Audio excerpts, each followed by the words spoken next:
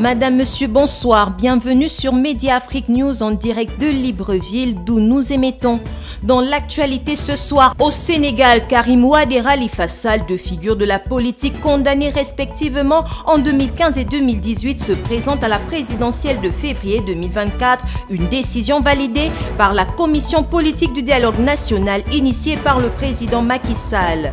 Au Tchad, à l'occasion de la fête de la musique célébrée le 21 juin de chaque année à travers le monde, un méga concert sur la place de la Nation a été organisé par le ministre des Affaires culturelles, du patrimoine historique et du tourisme, Ababacar Rouzi. Dans ce 2030, nous vivrons en images ces moments festifs. L'ancien capitaine des éperviers du Togo, Emmanuel Adebayor, devra commencer à dispenser des cours à l'Institut national de la jeunesse et des sports INGS. Plus de détails dans ce journal.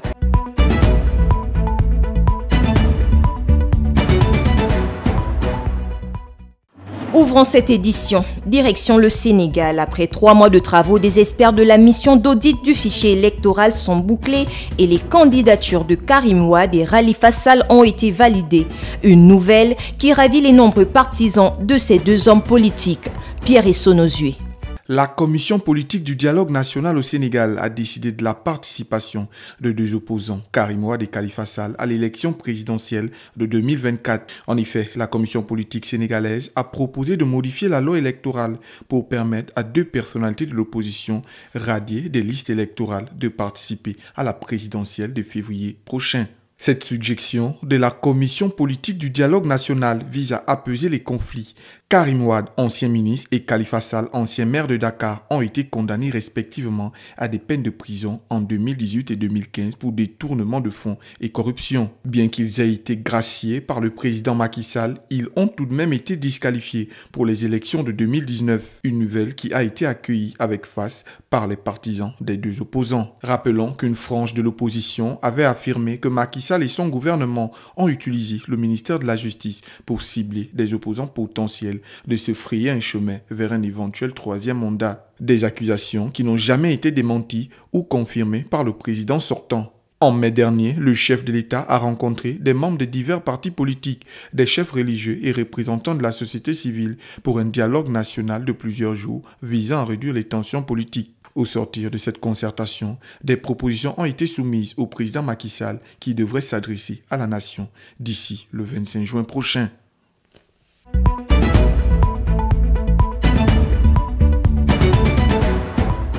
C'est un nouveau chapitre qui s'ouvre pour le Niger. En effet, le Parlement nigérien a adopté à l'unanimité un nouvel hymne national au cours d'une plénière jeudi 22 juin 2023.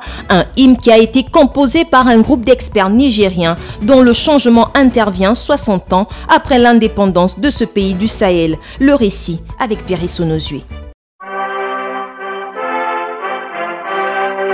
C'est un nouveau chapitre qui s'ouvre pour le Niger. En effet, après plusieurs contestations sur les paroles de l'ancien hymne national appelé la Nigérienne, le Parlement a adopté un nouvel hymne national lors d'une plénière tenue ce jeudi 22 juin 2023. Et ce, après avoir été concocté par des experts de ce pays du Sahel. Selon nos confrères de la radio du Parlement qui assurait la retransmission des débats, ce sont 149 députés présents qui ont voté à l'unanimité en faveur du projet de loi sur le nouvel hymne national. Pour un Niger de paix, libre, fort et uni, faisons du Niger un symbole de dignité. Et pour faire du Niger la fierté de l'Afrique, ce sont entre autres les vers de cette nouvelle expression patriotique nigérienne. Il faut dire que pour beaucoup de Nigériens, l'adoption de ce nouveau chant patriotique tombe à point nommé après les vives critiques autour de l'ancien entré en vigueur en 1961. Une année après l'accession du Niger à l'indépendance. Depuis des décennies, plusieurs observateurs ont fustigé le fait qu'il faisait l'apologie d'une allusion colonialiste. Et pour preuve, 4 années en arrière, Malam Issa, ministre de la Renaissance nigérienne, avait porté des vives critiques sur l'ancien hymne national composé par le français Robert Jacquet. Le membre du gouvernement indiquait qu'il fallait trouver un hymne qui puisse galvaniser la population, un hymne qui soit un cri de guerre pour toucher la fibre patriotique des Nigériens. Pour rappel, c'est en 2022 que le Parlement a entamé le processus de changement de l'hymne. Par ailleurs, la Nigérienne fait désormais place à l'honneur de la patrie.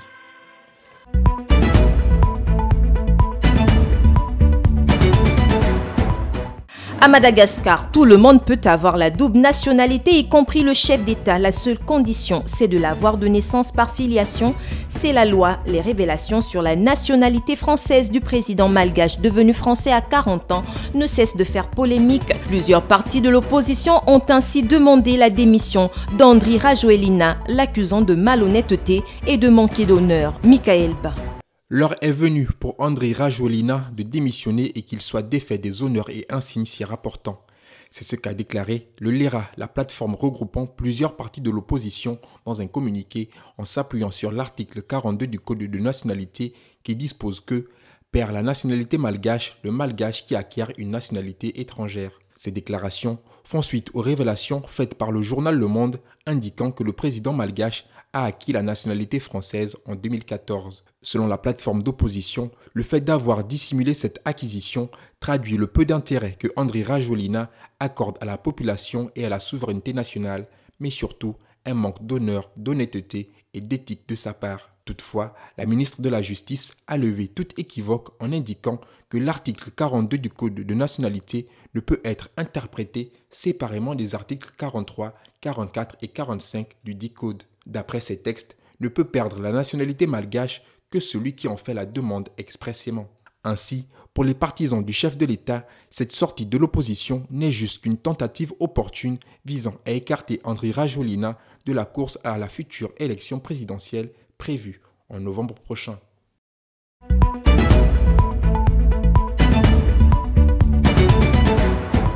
Le Zimbabwe améliore de 169% sa production annuelle de lithium au premier trimestre 2023. C'est ce qu'a annoncé hier l'agence zimbabwéenne de statistiques, une hausse qui pourrait rapporter des dizaines de milliards de dollars au pays après valorisation du minerai. Suivons cela. L'agence des statistiques du Zimbabwe, Zimstat, a indiqué que l'indice de production annuel de lithium au premier trimestre 2023 se situait à 184,2%. soit une augmentation de 169,5% par rapport à l'année 2022. Une hausse qui pourrait rapporter des dizaines de milliards de dollars au pays, et ce, d'autant plus que le Zimbabwe a interdit en 2022 l'exportation de lithium brut. Si vous prenez le minerai brut de lithium, vous avez environ 300 à 600 dollars américains par tonne. Si vous passez ensuite au niveau suivant, à savoir le concentré de lithium, avec une teneur en lithium comprise entre 2% et 5%, vous atteignez une fourchette comprise entre 3 000 et 7 000 dollars américains par tonne. Si vous montez plus haut dans la chaîne de valeur vers le carbonate de lithium, vous vous situez aux environs de 70 000 dollars américains par tonne. C'est donc un minerai qui est un exemple typique de gain à mesure qu'on monte dans la chaîne de valeur. Cette manne financière s'ajoutera ainsi à celle se rapportant à la nouvelle taxe sur les exportations de concentré de lithium que le gouvernement envisage de mettre en place. Pour Harare, cette taxe permettra de développer une industrie de transformation locale. Seul producteur africain pour l'heure et 5e producteur mondial de lithium, le Zimbabwe pourrait très vite devenir la plaque tournante du précieux métal. Un scénario plausible selon le ministre des Mines puisque la demande mondiale ne cesse de croître avec entre autres l'utilisation croissante des véhicules électriques et que le pays envisage de maximiser de 300% l'enrichissement de ce minerai.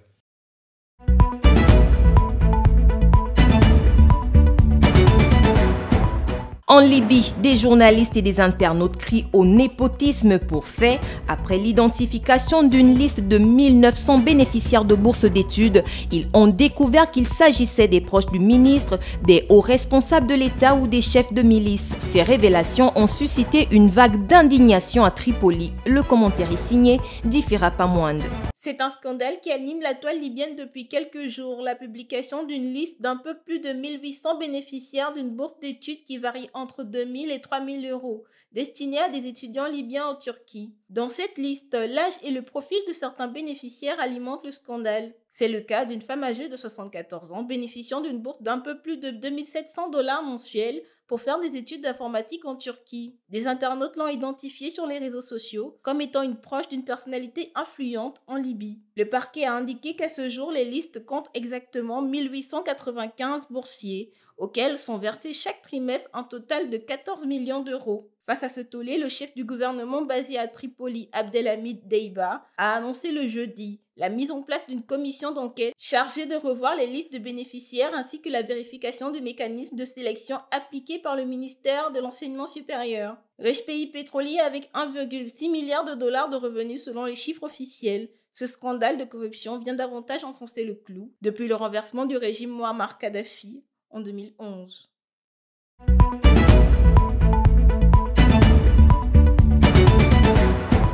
À l'est de la République démocratique du Congo, des jeunes se démarquent de la culture bureaucratique et développent leur talent dans différents métiers de l'artisanat qui est aussi un domaine socio-économique prometteur. Kassere Kamoulira Triomphe, un jeune de Goma depuis 2018, a fait de la cordonnerie son métier en créant son entreprise Kamut Cuir, un moyen noble pour gagner dignement sa vie. Amourimani Christian, notre correspondant en RDC, nous fait le point. Depuis 2018, Kassere Kamoulira Triomphe a fait de la cordonnerie son métier en créant son entreprise Kamut Cuir, un moyen propre pour gagner dignement sa vie. Sans l'ombre d'un doute, il s'en sort bien malgré que beaucoup reste encore à faire. Il est à l'abri des besoins et de la précarité. Dans son atelier situé sur Avenue Roulenga, au quartier Ndosho en ville de Goma, Kassere Kamoulira Triomphe fabrique de belles chaussures et autres objets en cuir qui attirent visiblement la convoitise des Congolais expatriés. Pour réaliser ces productions, le cuir est la principale matière première utilisée par l'entreprise Kamut Cuir et pour s'en procurer, elle s'approvisionne auprès des revendeurs qui l'importent de l'étranger, en Tanzanie surtout. Souvent, nous approvisionnons le matériel dans la Tanzanie. C'est là où on paye souvent nos matériels parce qu'ici, en RDC, voire même dans notre ville de Goma, nous n'avons pas des entreprises qui nous fournissent ces matériels. C'est la raison pour laquelle on choisit d'aller ailleurs pour les amener jusqu'ici. Comme dans tous les corps de métier, la cordonnerie n'est pas à l'abri de difficultés. Ce secteur encore à l'état embryonnaire peine à se développer, malgré les talents des artisans congolais suite à l'insécurité grandissante qui joue aussi négativement à l'économie. Vous êtes sans ignorer que nous sommes sous la menace de la guerre du M23 dans notre région. Ça fait à ce que nous ne puissions pas avoir des circulations par-ci par-là pour retrouver même d'autres clients potentiels qui peuvent consommer le produit. Et ça joue aussi à l'économie de notre province, voire même c'est tout le monde qui n'est pas maintenant à mesure de se procurer quoi que ce soit en cordonnerie. Maintenant, ça laisse à ce que nos produits ne sont pas vraiment beaucoup plus achetés suite à la crise. À en croire Kassere Kamoulira Triomphe, les productions locaux en matière de cordonnerie concurrencent qualitativement les souliers fabriqués en Italie, en Turquie ou en France, pour ne citer que ce pays.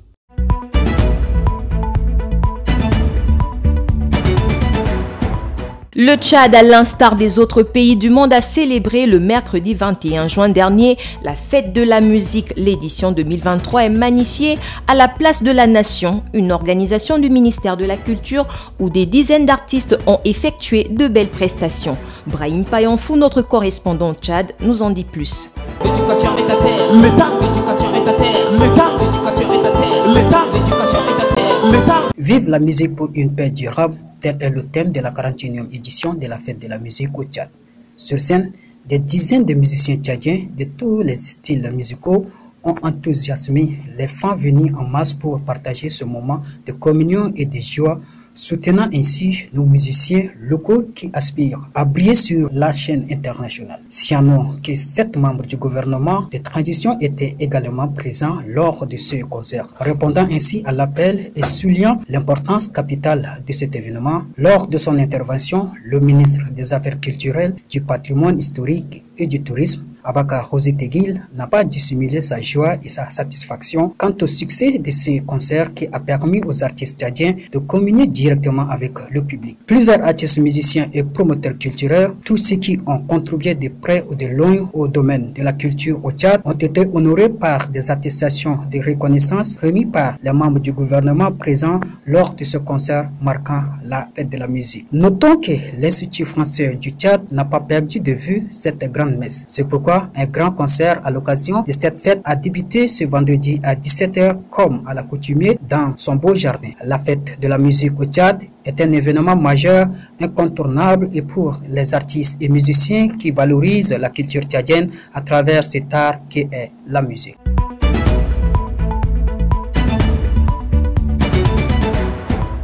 Ouvrons le volet sport avec Emmanuel Cheyi Adebayor, l'ancien footballeur international togolais, pourrait dans très peu de temps commencer à donner des cours à l'Institut national de la jeunesse et des sports au Togo via sa fondation. L'ex-capitaine des éperviers du Togo veut également améliorer les structures d'accueil des étudiants de l'université de Lomé. Les précisions avec John Zui. Ce partenariat entre la fondation d'Emmanuel Adebayor et l'université de Lomé va durer 5 longues années. Il va s'appesantir sur le renforcement des infrastructures pédagogiques et sportives, mais aussi les activités culturelles sportives à caractère scientifique. L'ancien joueur de Real de Madrid et d'Arsenal veut rénover l'université de Lomé et donner l'opportunité aux jeunes étudiants de parfaire leur parcours universitaire. Emmanuel Adebayor et sa fondation SEA veulent promouvoir l'excellence et l'esprit d'initiative. Joueur expérimenté et au parcours de renommée mondiale, l'ancien international togolais va aussi devenir professeur au sein de l'Institut national de la jeunesse et des sports où il compte donner des cours aux étudiants.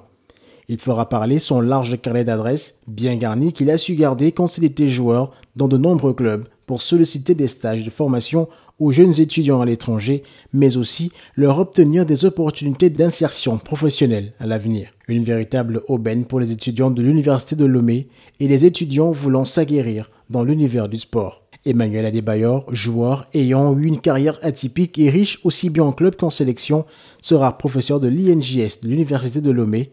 Une reconversion somme toute logique pour cet ancien footballeur qui a toujours promis de venir en aide à la jeunesse togolaise qui a davantage besoin de repères.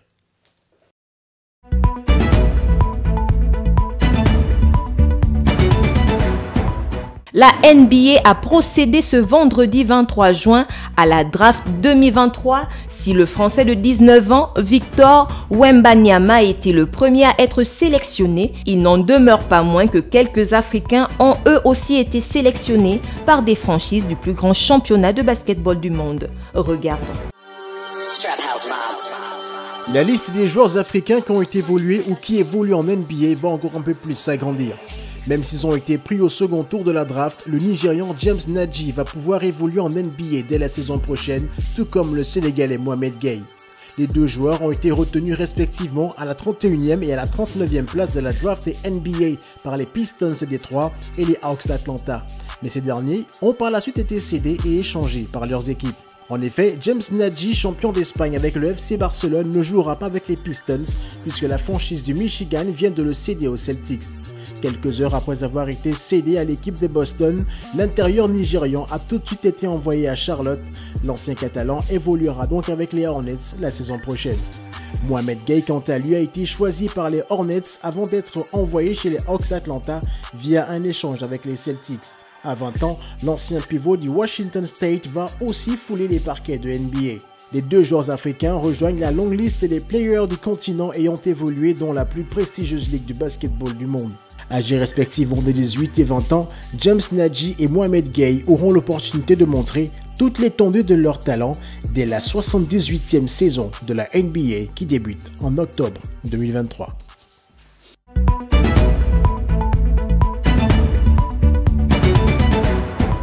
L'actualité hors du continent en plus bref, Moscou porte plainte à l'Australie pour contester le blocage de la construction d'une nouvelle ambassade russe près du Parlement australien. Cette décision intervient suite à des mises en garde des services de renseignement contre un risque d'espionnage. Rappelons que la Russie loue depuis 2008 à une agence du gouvernement fédéral australien une parcelle à environ 400 mètres du Parlement à Canberra et a obtenu en 2011 un permis pour y construire sa nouvelle ambassade.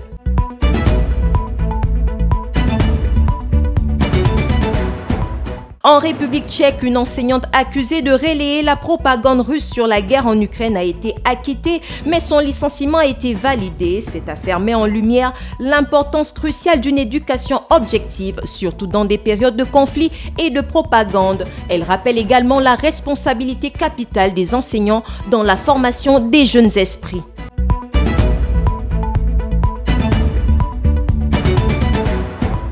Aux Aux États-Unis, pour la première fois en plus de 20 ans, le parc à thème Disney World en Floride a été le théâtre de la naissance de 2 petits tamarins à crête blanche, une espèce de singe en voie de disparition, les premiers à venir au monde dans le parc situé à Orlando depuis 2001. Originaires de Colombie, les tamarins à crête blanche sont considérés comme une espèce en danger critique d'extinction selon la liste rouge de l'Union internationale pour la conservation de la nature.